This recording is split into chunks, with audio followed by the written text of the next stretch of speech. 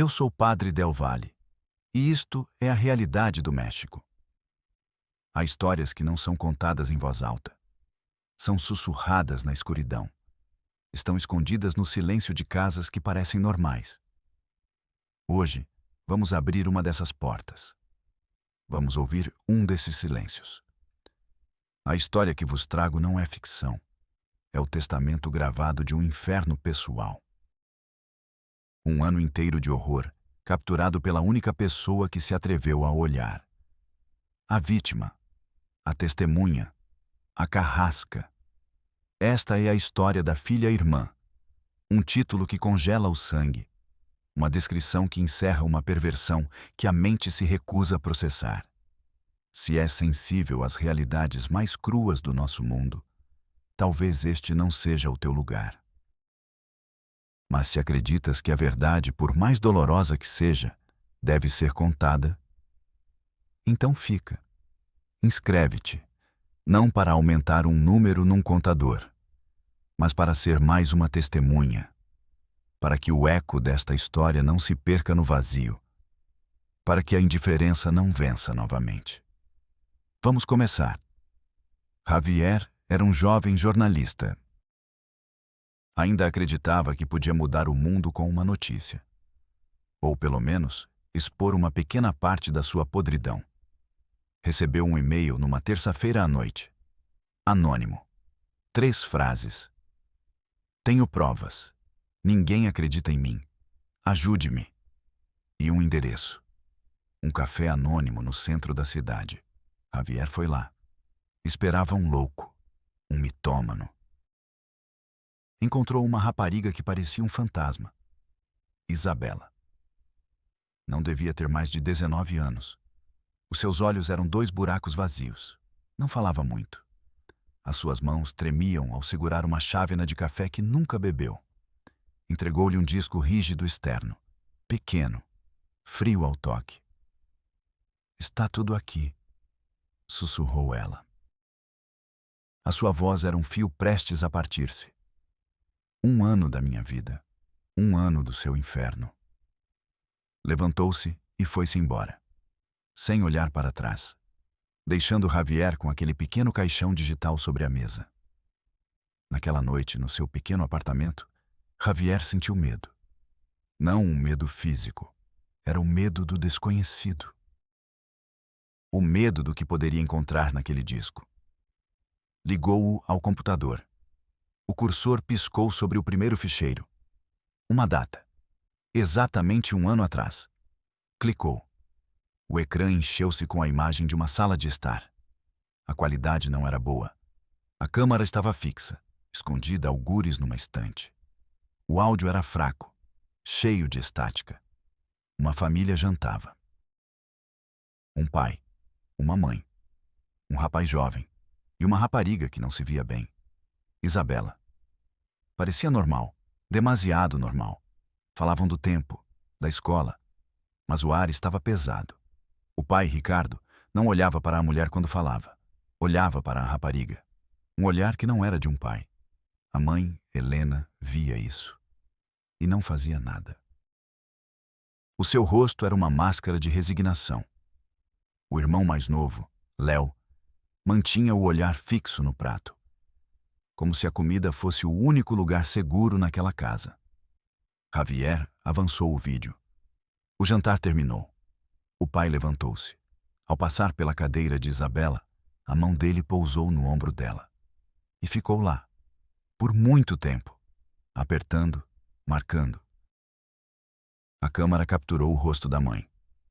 Uma careta quase imperceptível. Não era dor. Não era raiva. Era aprovação. Javier sentiu um arrepio. Fechou o arquivo. O silêncio do seu apartamento de repente pareceu ameaçador. Ele percebeu que não estava vendo uma simples história de disfunção familiar. Estava prestes a descer a um abismo. E no fundo, encontraria um monstro com rosto de pai. Abriu o segundo arquivo. 3 semanas depois. A câmara estava num corredor, escondida numa planta falsa. Isabela caminhava em direção ao seu quarto. Ricardo, o pai, Saiu do quarto. Ele bloqueou o caminho dela. A cena era silenciosa. Não havia gritos. Apenas a voz baixa e sibilante do homem. O microfone mal a captava. Onde é que vais? Isabela não respondeu. Estava paralisada. Ele aproximou-se, invadindo o seu espaço. Tu e eu temos de conversar, disse ele, com um sorriso torto. Lembre-se das regras desta casa. A mão dele se ergueu e acariciou a bochecha dela. Isabela estremeceu. Você é minha, sussurrou ele, tão perto que a câmara distorceu o som. Desde que nasceu, antes de ser filha, tu és minha. A câmara tremeu. Um movimento brusco. Isabela tropeçou para trás. Ricardo riu. Um riso suave, cruel, e foi-se embora. O vídeo não foi cortado. A câmara continuou a gravar. Gravou Isabela de costas, encostada à parede. Gravou os seus ombros a tremer em soluços silenciosos. Gravou o som da sua respiração ofegante. Gravou o silêncio opressivo de uma casa que era uma prisão. Javier parou o vídeo. Passou as mãos pelo rosto. O ar do seu apartamento cheirava a medo. Um medo alheio que penetrava nos seus poros. Ele podia sentir o frio daquela parede contra as suas costas. O toque pegajoso daquela carícia. O gosto metálico do terror na boca. Era o horror na sua forma mais pura.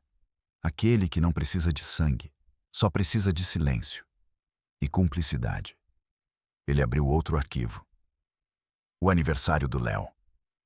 O irmão mais novo fazia 10 anos. A câmara estava na sala. Havia um pequeno bolo sobre a mesa.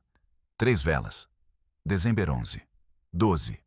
A mãe, Helena, cantava-lhe os parabéns. A sua voz era frágil, quebradiça. Ricardo estava sentado na sua poltrona. A observar, Léo soprou as velas. Todos aplaudiram, menos Ricardo. Pede um desejo, filho, disse Helena com uma alegria forçada. O menino fechou os olhos com força. Quando os abriu, olhou para a irmã. Um olhar suplicante, de esperança. Foi um segundo, mas Ricardo viu. Levantou-se lentamente. O ambiente congelou. Caminhou em direção ao menino. Colocou uma mão pesada sobre a cabeça dele. O que pediste ao diabo, hein? Disse ele num tom falsamente brincalhão. Léo não respondeu. Estava a tremer. Pediste-lhe que a desse a ti, não foi? Ricardo olhou para Isabela. Mas não podes ficar com ela. Ela não é tua irmã. Inclinou-se para o menino, a voz venenosa. Ela é minha. E quando eu já não estiver aqui, continuará a pertencer a esta casa. Nunca será tua. Ele virou-se para a esposa. Helena, leva o menino. Ele precisa aprender a respeitar. A mãe pegou o menino pela mão, sem olhar para ele. Arrastou-o para fora do quarto. O som de uma porta a fechar-se. Um choro abafado. Ricardo sentou-se novamente. Cortou um pedaço de bolo e começou a comê-lo, sozinho, em silêncio, olhando fixamente para a câmara como se soubesse que alguém estava a observar. Javier sentiu náuseas. O horror não era o abuso. Era a normalização do abuso. A liturgia diária. A pedagogia do terror. Cada vídeo era pior do que o anterior. Uma discussão em que Helena esbofeteava Isabela por provocar o pai. Um áudio gravado debaixo de uma porta, com os soluços de Léo e a voz de Ricardo, ensinando-o a ser um homem. E depois, o último ficheiro, o mais recente, intitulado simplesmente A Cerimônia. A câmara estava no quarto de Isabela. Era noite. A porta abriu-se. Ricardo e Helena entraram. Ele vestia o seu melhor fato. Ela, um vestido escuro. Parecia um funeral. Está na hora, disse Helena, com a voz vazia de qualquer emoção. Isabela estava sentada na cama. Não se mexeu. Ricardo aproximou-se. Ajoelhou-se à frente dela. Pegou-lhe nas mãos. Hoje, disse ele, com uma solenidade doentia, renovamos o nosso pacto, diante de Deus e diante da tua mãe, que é testemunha. Helena assentiu, com os olhos fechados. Deixas de ser apenas minha filha, continuou Ricardo, e aceitas o teu lugar. Como minha companheira, minha outra metade. Entregou-lhe um pequeno anel, barato, de prata. Coloque-o, ordenou. Isabela não se mexeu. Coloque-o, gritou ele, com o rosto transformado pela raiva. A mão de Isabela tremeu. Lentamente ela colocou o anel. Ricardo sorriu. Agora é a filha irmã, unida a mim. Para sempre. Ele inclinou-se e beijou-a na testa. Um beijo que queimava. Um beijo que selava uma condenação. O ecrã ficou preto. O vídeo tinha acabado. Javier ficou a olhar para o ecrã escuro durante minutos. O silêncio era um grito. Ele podia ouvir o zumbido do frigorífico, os batimentos do seu próprio coração. Sentia um frio que não vinha da janela aberta. Vinha de dentro, da certeza de ter visto a alma humana no seu ponto mais baixo. Já não era uma história, era uma missão. Como se chega a este ponto? O mal não nasce da noite para o dia. Cresce na escuridão. Alimenta-se de segredos, de medos, de fraquezas. Javier investigou. Falou com antigos vizinhos, com parentes distantes que tinham cortado contato, e reconstruiu a história, peça por peça. Ricardo nem sempre foi um monstro. Anos atrás, era um homem normal. Um contabilista. Um pai que levava os filhos ao parque. Um marido que dava flores à sua mulher. Mas perdeu o emprego. Uma crise econômica levou-lhe tudo. E com o emprego, perdeu a sua identidade, o seu orgulho. O homem que enfrentava o mundo tornou-se um tirano doméstico. O único reino que lhe restava era a sua casa, e decidiu governá-lo com terror. Helena foi a sua primeira vítima, e sua cúmplice mais leal. No início, ela lutou, discutia com ele, defendia os filhos, mas o medo é um ácido. Corrói lentamente a vontade. Uma antiga vizinha lembrou-se de uma noite. Uma briga terrível, gritos, coisas a serem quebradas. A vizinha bateu à porta. Helena abriu. Tinha um olho roxo. "Estás bem? Chamo a polícia?" perguntou a vizinha. Helena olhou para dentro. Ricardo observava-a do fundo do corredor. Depois olhou para a vizinha. Eu sorriu. Um sorriso triste. "Não, estamos bem. É só uma discussão de casal." E fechou a porta. Foi nessa noite que Helena morreu. E nasceu a guardiã da prisão. Isabela tinha 8 anos quando o pai deixou de ser pai. Ela não se lembra disso como um acontecimento, mas sim como uma mudança no ar. A forma como ele a olhava. As piadas que não eram piadas. Os abraços que duravam demasiado tempo. Ela começou a esconder-se, a tornar-se invisível. Mas numa casa tão pequena, não há onde se esconder. O inferno de Léo começou depois, quando Ricardo viu nele um rival, um futuro homem que poderia disputar a sua propriedade. Então, decidiu destruí-lo desde criança. Ensinar-lhe que todas as mulheres daquela casa pertenciam apenas a ele. A ideia da câmara surgiu do desespero. Isabela tinha 17 anos. Tentou falar, com uma tia. A tia não acreditou nela. "O teu pai adora-te. Estás a exagerar." Com uma conselheira escolar. A conselheira disse-lhe que eram fantasias de adolescente. Ninguém acreditava nela. O mundo exterior via um homem respeitável, uma família unida. Ela começou a pensar que estava louca, que ela era o problema. Comprou a primeira câmara espiã com o dinheiro que tinha poupado dos seus almoços. Uma pequena fortuna para ela. Não era para se vingar. Não no início. Era para ter provas. para provar a si mesma que o monstro era real. Que o inferno que vivia não era produto da sua imaginação. A câmara tornou-se a sua única testemunha, a sua única aliada, a sua única esperança. Um pequeno olho de vidro que gravava a verdade, enquanto o mundo escolhia olhar para o outro lado.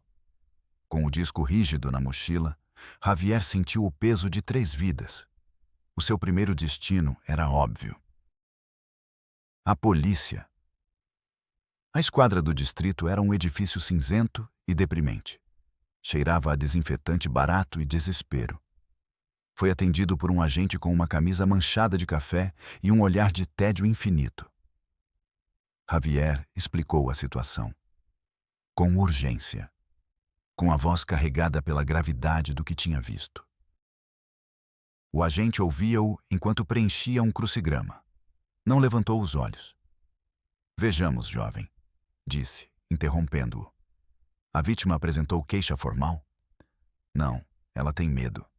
Mas deu-me isto, disse Javier, colocando o disco rígido sobre o balcão. Aqui estão as provas, vídeos, áudios. O agente finalmente levantou os olhos. Olhou para o disco rígido como se fosse um inseto.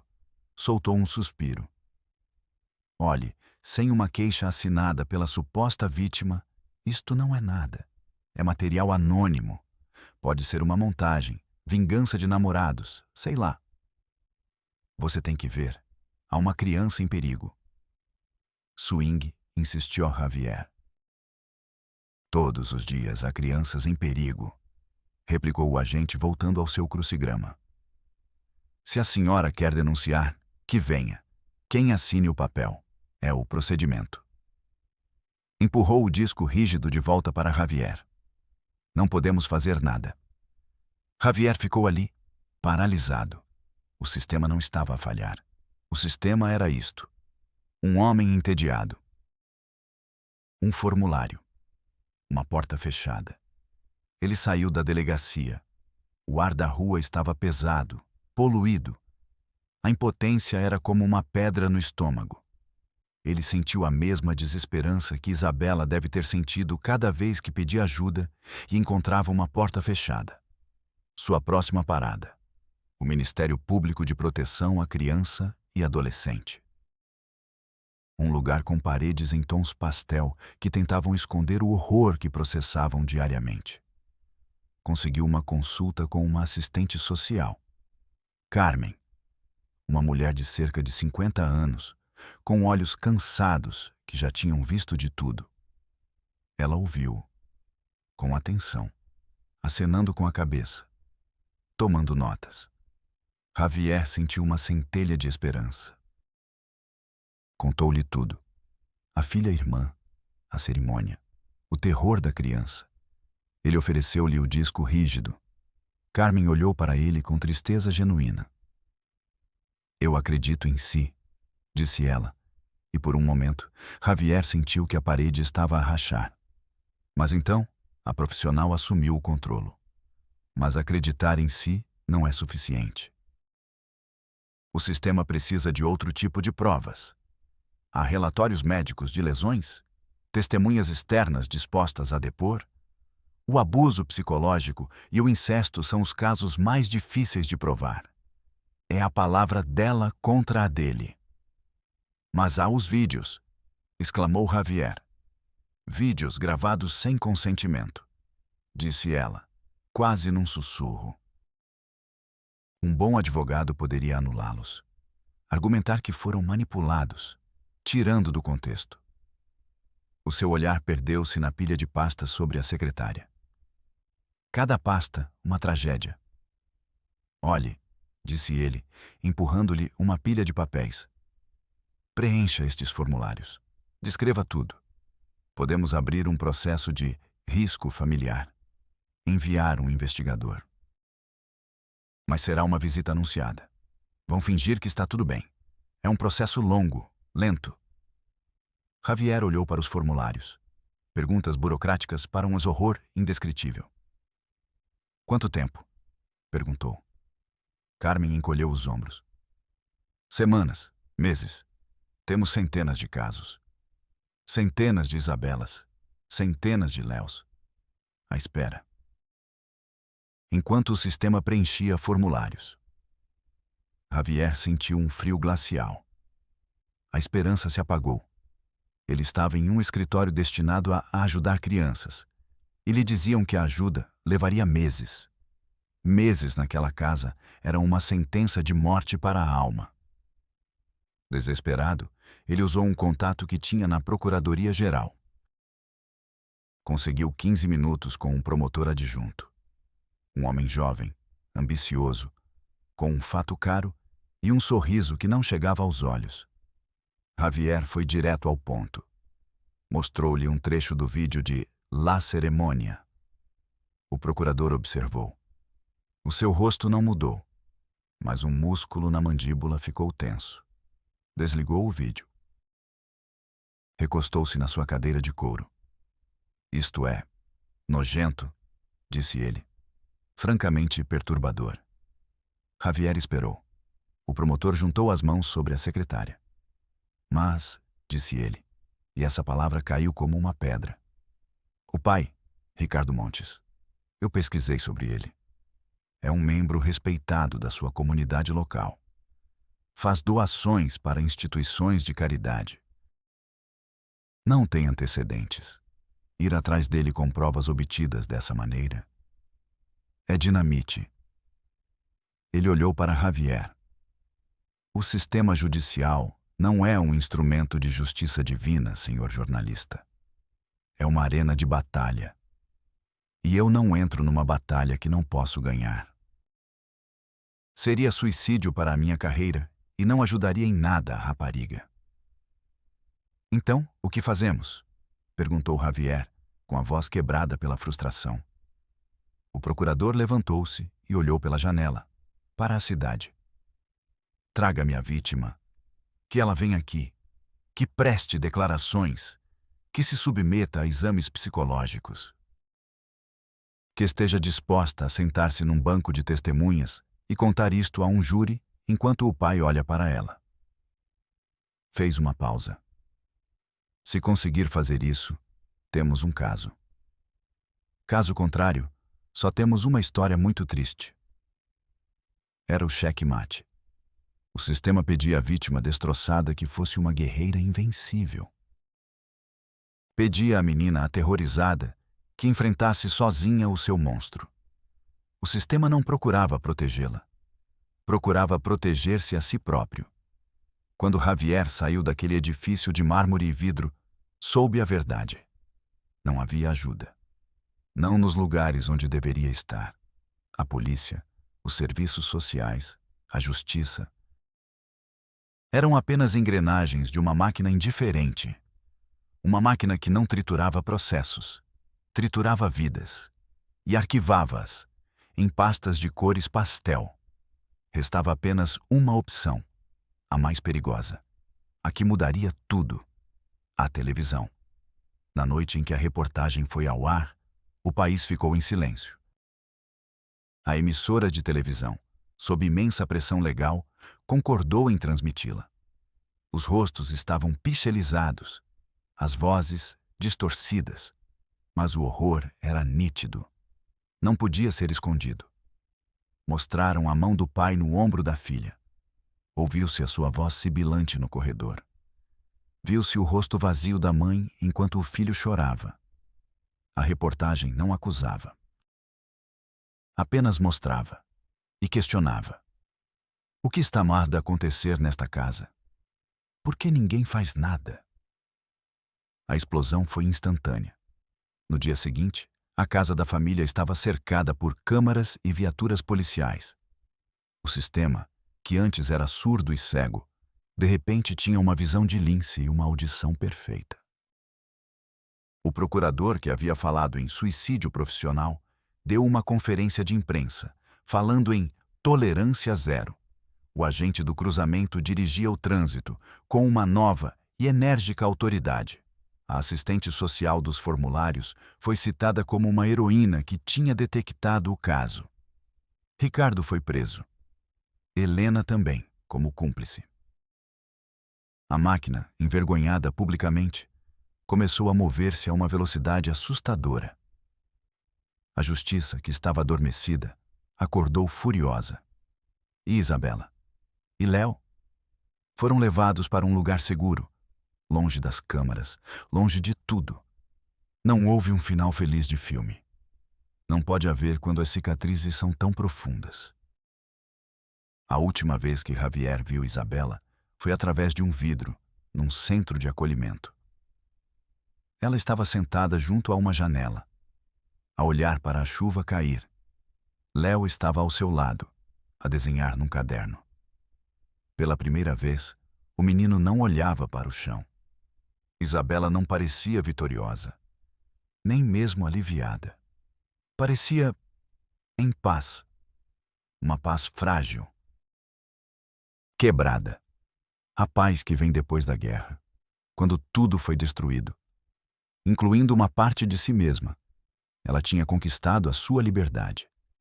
Mas o preço foi a sua família, o seu passado, o seu nome. Destruiu o seu próprio mundo para poder construir um novo. Não é uma vitória. É sobrevivência. E às vezes, é a única coisa que importa. As gravações, esse testamento de um ano de inferno, agora repousam numa caixa de provas, etiquetadas, numeradas, arquivadas. O horror, finalmente, classificado pelo sistema. Mas a pergunta permanece no ar. Quantas outras câmaras ocultas estão a gravar neste exato momento? Quantos silêncios mais precisam de ser quebrados pelo estrondo de um escândalo mediático para que alguém ouça? Sou Padre Del Valle e nos vemos na próxima Realidade México.